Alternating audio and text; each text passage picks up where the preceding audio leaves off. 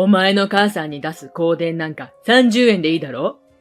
それと、俺は明日仕事だから、葬儀はお前だけで済ませとけな。私の母が亡くなり、葬儀の前日に夫は私にそう言った。何を言ってるの、この人は。夫の発言に、私の腹の底からどす黒い感情が湧き上がってきた。許されるならば、今すぐこの男をぶん殴ってやりたい。絶対に許せない。じゃあ、あんたのあれも30円でいいわね。私は夫にとって最悪の復讐をすることを決意した。私の名前は美里、28歳。今から1年前に同い年の夫、光春と結婚した。お互いに会社員だったが、会社は別々だった。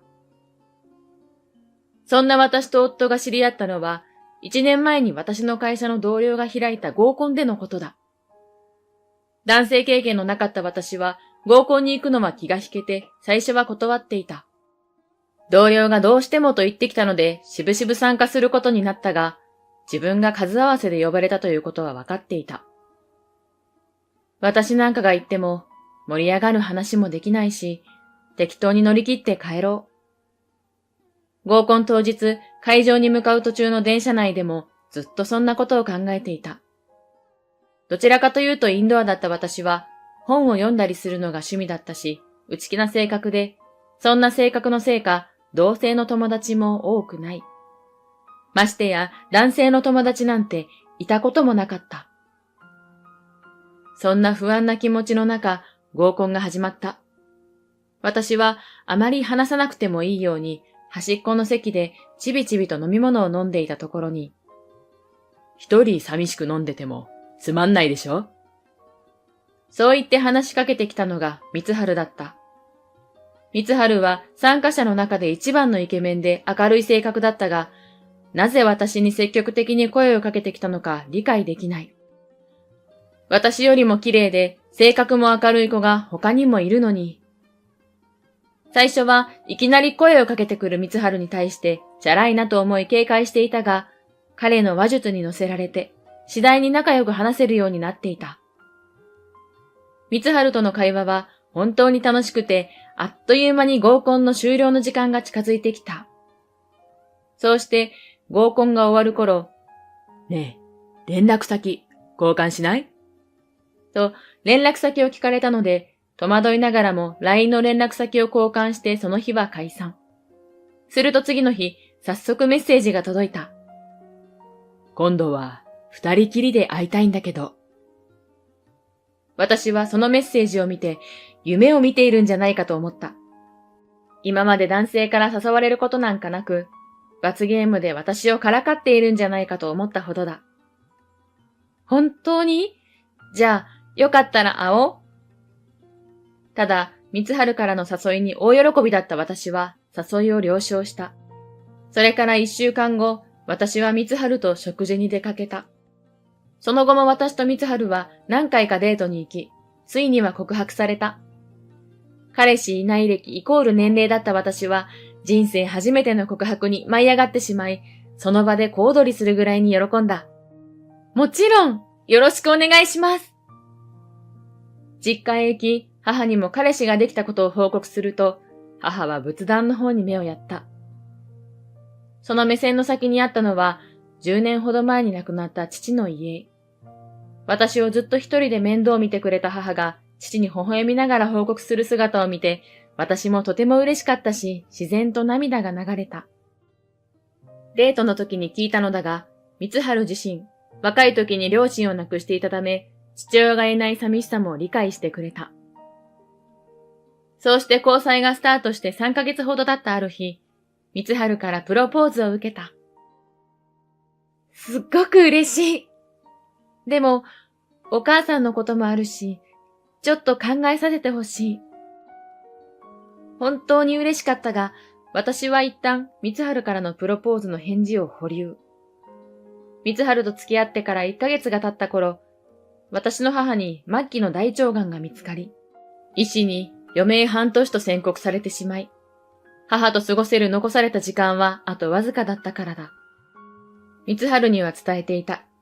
もしかしたら近いうちに母が亡くなってしまうかもしれないと。結婚はもちろんしたいと思っている。でも母と一緒に過ごしたいと思う気持ちもあり、私の心は揺らいでいた。お母さんのこと、俺にも手伝わせてほしい。何より美里のお母さんが生きているうちに、美里のウェディングドレス姿を見せてあげたい。悩んでいた私を見て力強く宣言した光春の言葉に、私は嬉しさのあまりその場で泣き崩れてしまった。こんなにも私のことを思ってくれている人と結婚できるなんて本当に幸せだ。本当に嬉しい。ありがとう。よろしくお願いします。そうして私は光春と結婚して夫婦生活が始まった。私はこれから幸せな生活が始まるのだと信じてやまなかった。しかし、そんな私の幸せは長くは続かなかった。結婚して1ヶ月が経った頃、夫の態度が急変したからだ。付き合っていた頃はあれだけ優しかったのに、仕事で疲れているからという理由で家事はすべて私に押し付けてきたのだった。ねえ、ご飯できたよ。私が大声で呼んでも、夫はすぐに来ることはよっぽどない。夫の自室は2階で、しかも大音量でテレビを見ている夫には聞こえていないらしい。しばらく呼び続けて、ようやく食卓に姿を現すのが毎日のように続いた。休日も、今日、友人と遊びに行ってくるから家事やっといてな。と当たり前のように私をほったらかして家事を押し付けてきた。そんな夫に私はイライラしていた。そんな生活がさらに続いた1ヶ月後に私は我慢の限界を迎えて、私だって働いてるし、休日ぐらい家事を手伝ってくれてもよくない？と言った。しかし夫はめんどくさそうに、仕方ないだろう。休日だって友人との付き合いがあるんだから。お前は友達が少ないからわからないだろうけど。と言ってきたのだった。いくらなんでも面と向かってそんな言い方するなんてひどいと思ったが、これ以上喧嘩したくなかったので、それ以上は何も言わなかった。気づいたら、口の中から血の味がしていた。ずっと唇を噛んで、夫からの言い分に耐えていたから切れてしまったのだろう。それぐらい、夫に言われた最後の一言に、できることならそのまま家を飛び出してやろうと思うくらいに、腹渡が煮えくり返った。その次の日から、夫の非協力的な態度は、どんどんエスカレートしていった。飯まっずいな。これならコンビニ弁当食った方がマシ。お前、本当に掃除してる？全然綺麗になってねえじゃんか。などと、私の家事に対して文句をつけてきて、挙句の果てには、お前みたいなネクラが、俺みたいないい男と結婚できたんだから感謝しろよな。と暴言を吐くようになった。そんなことを言うなら、なんで私と結婚したのだろうと思い、夫に聞いたのだが、だって、お前だったら男遊びする心配もないだろ？適当に言っておけば家事も全部やってくれるし。ああ、俺にとって都合のいい女だったから結婚したってだけ。とんでもない一言が返ってきて、私は愕然。その発言を聞いてどうにかなりそうだった。あの時、夫が母に対して言ってくれたことだけは、まだ本当だと信じたかった私は、夫に対して、でも、あの時、お母さんのことは俺も手伝うって言ってくれたのは、本当だよね？と、不安になりながら聞いたのだが、別にお前の母さんがどうなろうが知らないけど、とりあえず結婚するためにそう言ったんだよね。その方が印象いいじゃん？と完全に否定。いっそのこと、今ここでこいつの顔の形が変わるくらいにボコボコに殴ってやろうか。そんな感情が湧き上がってきたが、私はぐっと耐えた。離婚しようとも考えたが、せっかく結婚したのにここで離婚したらもう二度とチャンスはないかもしれないと思い、夫に離婚を切り出すことができなかった。それから3ヶ月が経ったある日、突然母の入院する病院の看護師から電話がかかってきた。美里さん、お母さんの容体が急変して危ない状態です。すぐ来てください。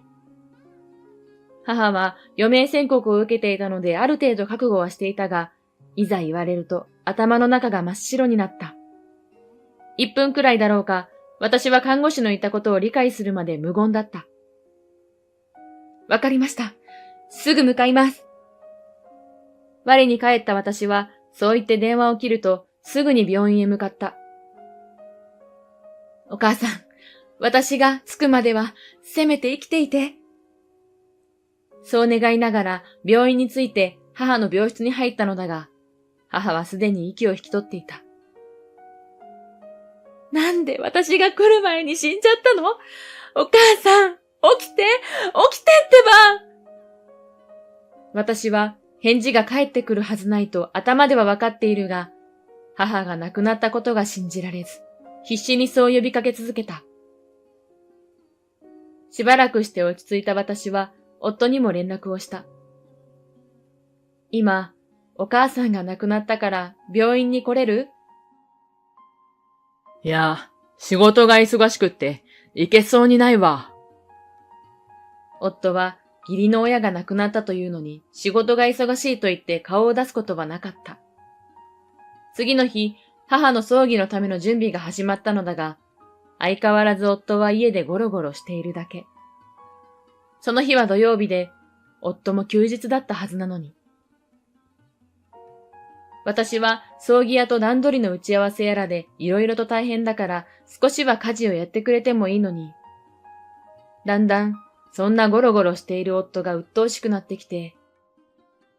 邪魔だからいつもみたいにどっか遊びに行ってきたら？つい私は夫に向けてそう発してしまった。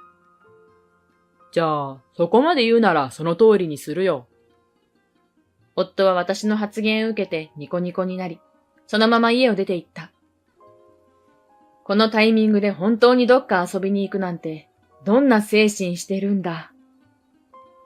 その日の夜、遊びから帰ってきた夫に明日からの葬儀について説明しようと話しかけた。ねえ、明日の葬儀の流れだけど。あ、俺、明日の葬儀は出ないから。え？冗談？何を言っているのか意味がわからない。仮にも義理の親でしょ？出ないなんてことありえないじゃない。仕方ないだろう。明日から出張になったんだから。仕事なら私が会社に電話してあげるわよ。慶長休暇くださいってね。断るごとに仕事を言い訳にする夫。そんな言い訳が通用すると思っているのか、こいつは。夫の携帯を奪って会社に電話しようとしたのだが、勝手なことするなと言って怒鳴られてしまって、私はそれ以上行動することができなかった。葬儀はいけないけど、香典は出すから。ほら。そう言って机に置かれたのは3枚の10円玉。一体こんな時に何の冗談？別に、俺はお前のお母さんに世話になった覚えはないからな。それで十分だろう。やっぱり、この男はどうかしている。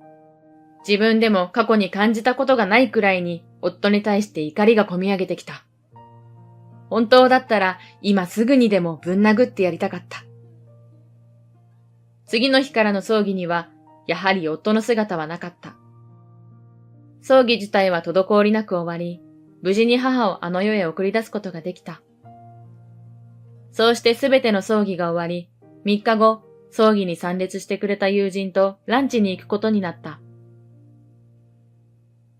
久しぶりにゆっくり友人とランチに行くことができて、私と友人は会話を楽しんでいた。食事も食べ終わり、そろそろ帰ろうかとしたそんな時。そういえば、美里が光春さんと結婚してすぐぐらいだったかな。光春さんが街中で女の人と一緒に歩いてるの見ちゃったんだけど。ランチ中に友人は申し訳なさそうに小声で私にそう言ってきた。え？そんなことないでしょ。見間違いじゃない？私はそう言ってその時は話を流したのだが、昔から夫はチャラい印象があったので、もしかしたら本当かも、と。それから2日後、私は夫がお風呂に入っている隙に携帯を盗み見した。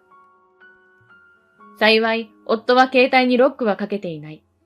私が携帯を覗くなんて思ってもおらず油断しているのだろう。自分の目で夫が本当に浮気しているか確かめてやる。メールには、今すぐにでも会いたい。あんな地味な女より、俺は君といた方がよっぽどいい。など、明らかにお互いが浮気をしているとわかるやりとりが残っていた。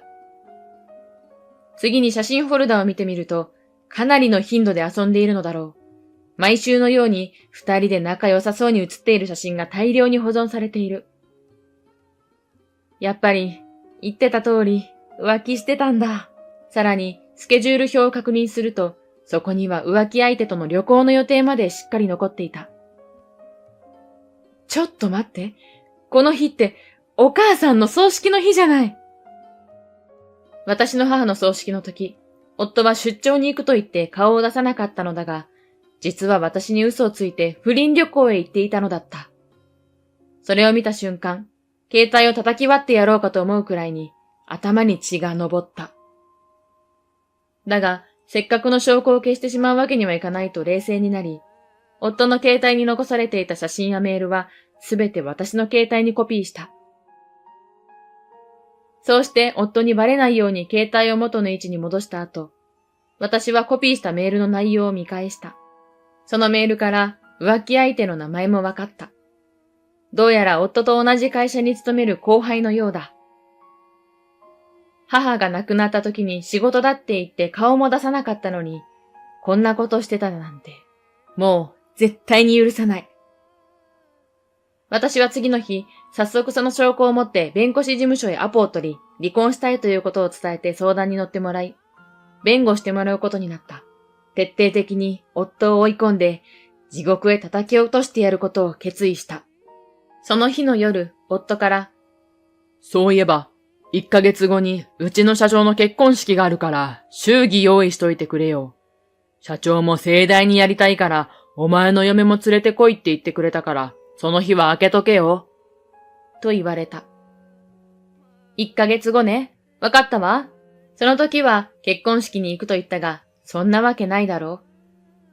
夫の会社の社長に恨みは全くないが、私は行く気なんてさらっさらない。あの時みたいにドタキャンして夫を困らせてやると決意。私はその1ヶ月間のうちに夫に対して復讐をするための行動を始めることにした。まずは夫を信用させるために当日着るドレスについて夫に相談した。ねえ、社長さんに会うのに変な格好じゃいけないでしょ？私、ドレスなんかあんまりいいの持ってないし、見に行かない？そう言って、私は夫を誘い出してドレスを買いに行くことに。夫も社長の結婚式ということもあり、かなり気合を入れていいドレスを私に買ってくれた。普段だったら絶対こんないい服買ってくれないのに。こいつは自分の保身だけで生きているどうしようもない生き物だ。そう思った私は一瞬冷ややかな態度になったが、ありがとう。当日これを着て結婚式に行くの楽しみにしてるね。私は夫に対して悟られないように当日の結婚式が楽しみなことを強調した。次に用意しろと言われた祝儀だが、これについてはもう準備してある。祝儀袋は少し厚手の紙でできた豪華なものにしたのだが、中身は30円だけしか入れていない。どうせ夫が中身を確認することなんてない。そうして1ヶ月後、夫の社長の結婚式前日になり、私は作戦を決行した。ごめんなさい。私、明日仕事だから結婚式には出れないわ。もちろん、仕事なんて大嘘だ。前日になんてこと言い出すんだ。仕事なんか休めばいいだろ？それに、あんないいドレスも買ってやったのにどうすんだよ。お前が着るの楽しみだって言ってただろう。夫は怒り心頭で私にそう言ってきた。私からしたら、あの時のあんたと同じことをしているんだけど。でも、仕方ないじゃない。あなたも仕事がどうしてもって時はそっち優先するでしょ？私のお母さんの時の葬儀もそう言って参加しなかったじゃない。夫も私にそう言われてイライラした表情だったが、それ以上は何も言ってこなかった。そして結婚式当日の朝。はい、これ、ご祝儀ね。そう言って夫に祝儀袋を手渡す私。うん。じゃあ、行ってくる。昨日から相変わらず機嫌は悪そうだったが、そう言って結婚式に向かった夫を見て、私はにやけが止まらなかった。あの時、夫が私の母にそうしたように、私もご祝儀を30円しか入れなかったからだ。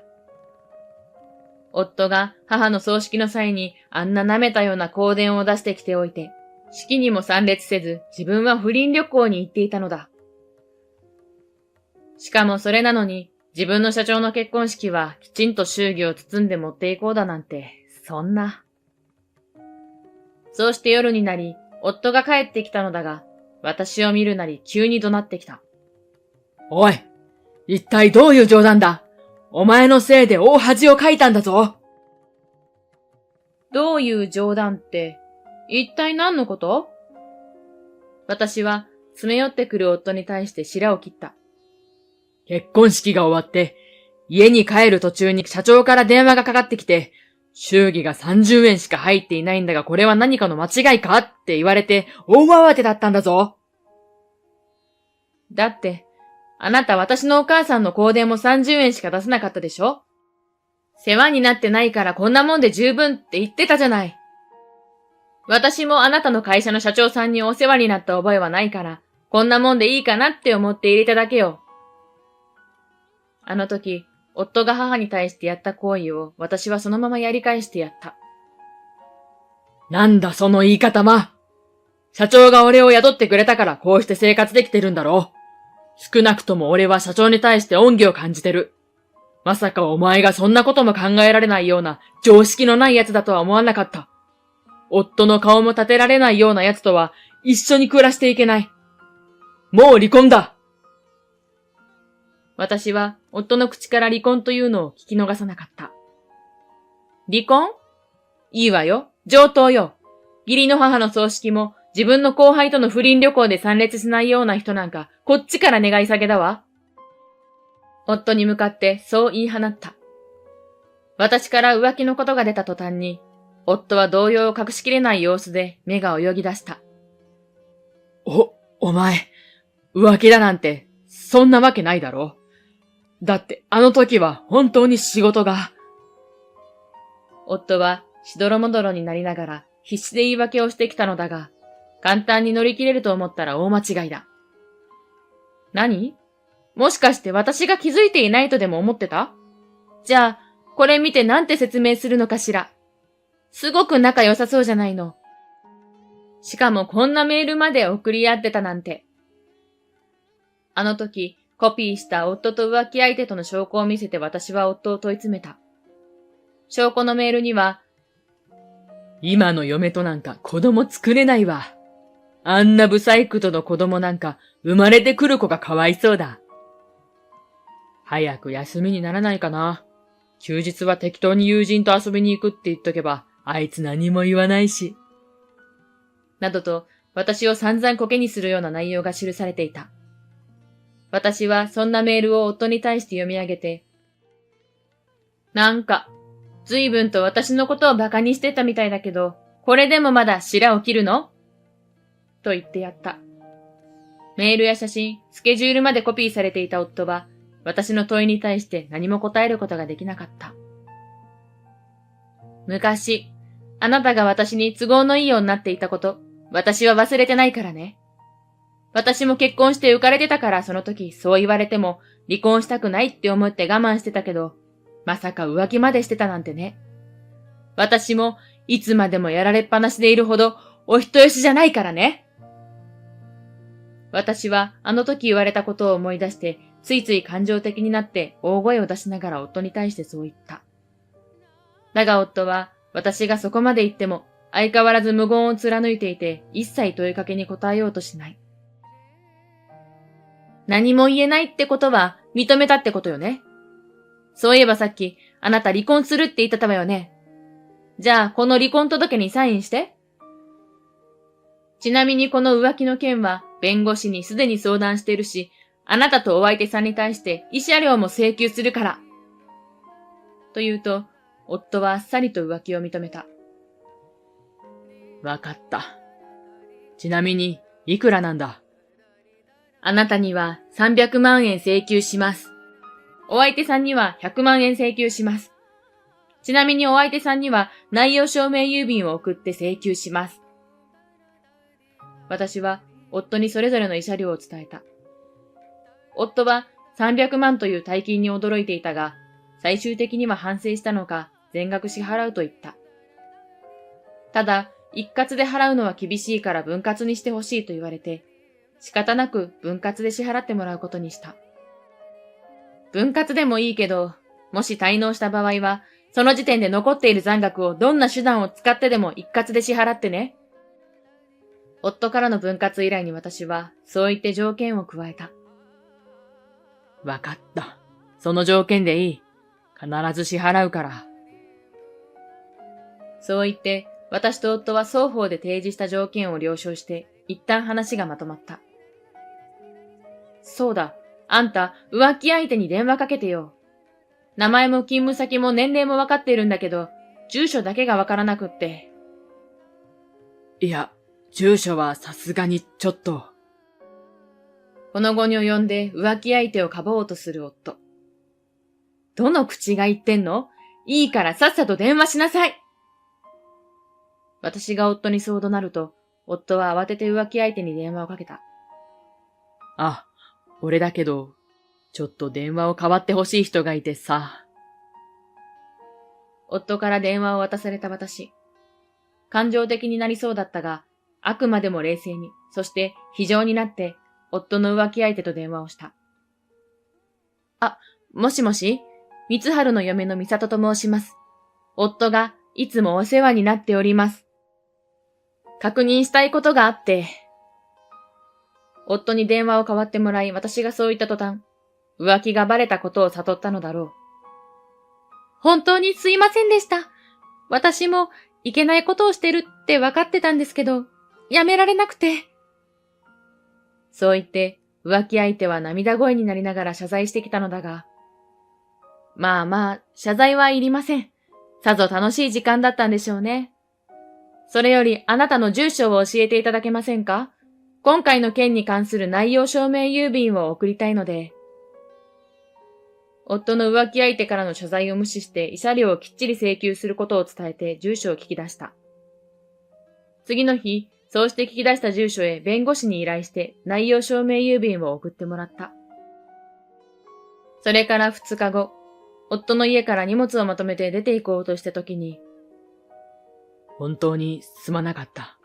俺も反省してる。と謝られたのだが、今更謝ってきても遅いわよ。あの時受けた屈辱は一生言えないし、一生あなたのことは許さない。あの子とお幸せにね。と嫌味を言って、私は家を出て行った。実家へ向かう電車の中で悔しくて涙が流れたが、最後に夫に対して言いたいことも言えたし、ひとしきり泣いた後は晴れやかな気分だった。結婚してからわずか半年ほどという短い結婚生活だったが、早めにこんな男と別れることができてよかった。それにしても、夫を問い詰めた時の焦った表情はたまらなかった。そう思いながら、私はもう誰もいない実家へと帰っていった。それから1ヶ月後、実家に帰った私は毎日嫌味を言われることもなくなり、悠々自適に暮らしていた。そんな時、元夫から電話がかかってきた。私は特に用事もなかったし、何だろうと思い電話に出た。はい。どうかした？あのさ、あれから会社に浮気してたことがバレて、首に懲戒解雇になっちゃって、今月の慰謝料が払えないんだけど、夫から慰謝料の支払いを待ってほしいという電話だった。それは別に私に関係ない話でしょ？どうにかしてお金用意して期日までに振り込んでね。そうは言っても、頼るところがないんだよ。なんて情けない男なんだろうか。あの浮気相手でさえ慰謝料請求したらすぐに一括で振り込んできたというのに。じゃあ、浮気相手の子に立て替えてもらえばいいじゃない。それが、あの後すぐ別れちゃって、今じゃ音信不通なんだよ。私はそれを聞いて爆笑してしまった。人の親に不義理を働いて葬式にも顔を出さずに自分は不倫旅行していた報いだ。そうなの？それは。ざまあみろ。私は思わず感情が出てしまい、元夫に対してそう言って電話を切ってやった。結局、その月もそれ以降も慰謝料の支払いが遅れることはなかった。きっと私に払う金が惜しくって情けをかけてもらおうと思ったのだろう。私の初婚はとんでもない男にめちゃくちゃにされたが、夫と別れて2年後に私は彼氏ができた。そんな彼とも2年の交際を経て来月結婚する。元夫と違い、本当に誠実で私に対してとても優しく接してくれる。元夫のこともあり、結婚してすぐに態度が表変して家事も全くやらなくなるのではないかと思った私は、交際1年が経った頃に今の彼と同棲を始めた。彼を試すようで気が引けたが、同棲が始まっても彼の優しさは一切変わらず、家事も私が何も言わなくても積極的にこなしてくれた。お互いが休みの日には毎回2人でデートに出かけた。結婚してもこうして一緒に出かけてくれる？優しくしてくれる？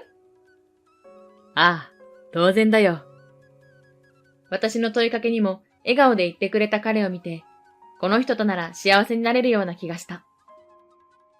次こそはきっと苦しいこともあるだろうけど、それよりも幸せの方が多く感じれるような、そんな結婚生活を送っていきたいと願っている。